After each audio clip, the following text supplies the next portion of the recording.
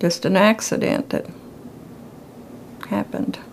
And he always was careful. And he taught the kids to be careful around power lines. Marilyn Flock's husband Jim was respected and admired by all who knew him.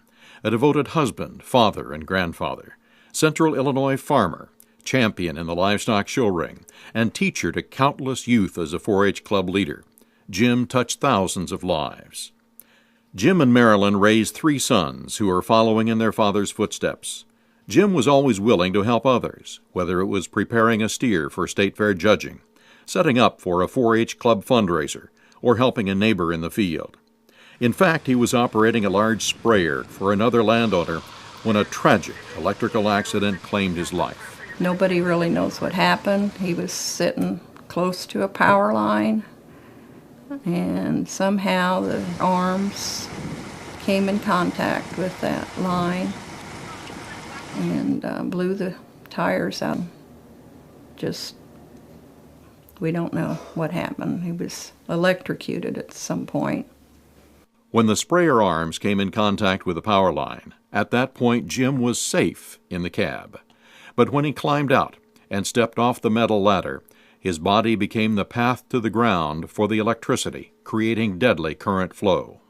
He was badly burnt from his waist down, and he had black soot all over. Jim never recovered from his debilitating injuries. Just like he was frozen. He couldn't turn his head, couldn't move his arms or nothing. He died 6 months to the day that the accident happened. Jim's death left a hole, not only in the Flock family, but in the community, and within the livestock show circuit, where he taught young and old alike the tricks of his trade. My dad would do anything for any kid in the barn. Among those is Brett's daughter, Taylor, who grew up not only with the help of her father, but with Grandpa Jim's help in the show ring. You know, when you stand in the top 10, you're doing good. That's right. Grandpa would be proud. Grandpa would be proud. He would have been there today. The Flock family wants everyone to learn from their tragic loss. Working with Safe Electricity's Teach, Learn, Care TLC campaign, they urge everyone to be cautious when working around power lines, learn how to avoid accidents, and care enough to share that information with others. It can be difficult for equipment operators to see everything around them. He was surrounded by so much equipment with the sprayer booms and the cab. It was almost impossible even to see up that high to make sure the power lines was out of his way. Safe Electricity urges farmers and all operators of large equipment to use a spotter, someone with a broader view when working near power lines, and to make sure to keep equipment at least 10 feet away from the bottom, top, or sides of the electric lines.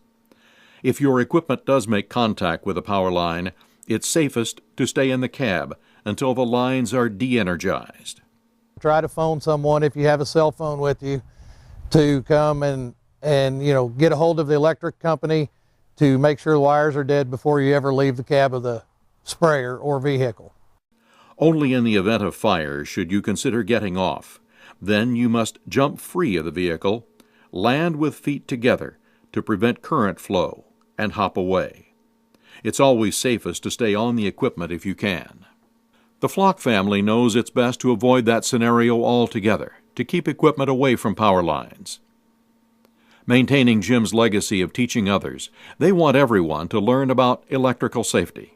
Well, you can never be too cautious when there's power lines around or anything that's run by electricity. Just double check, triple check. It's just a good rule to follow. I think people just need to be conscious of, their surroundings. Make sure, you know where the power lines are or anything, like that. And you just need to keep your eyes open and pay attention to what's around you. So hopefully people will do that, and everybody will be safe.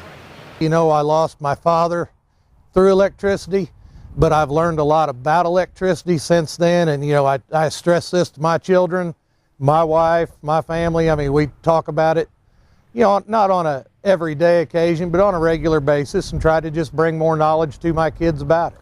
Well, it's about trying to teach people a little bit more about electricity, and you know, hopefully they'll care enough to, you know, tell their children, tell their friends if they don't have the knowledge of electricity, so everybody can be safe and everything turns out well in the end. My dad was a good guy, and a lot of people loved him. Change your life. Change your mind.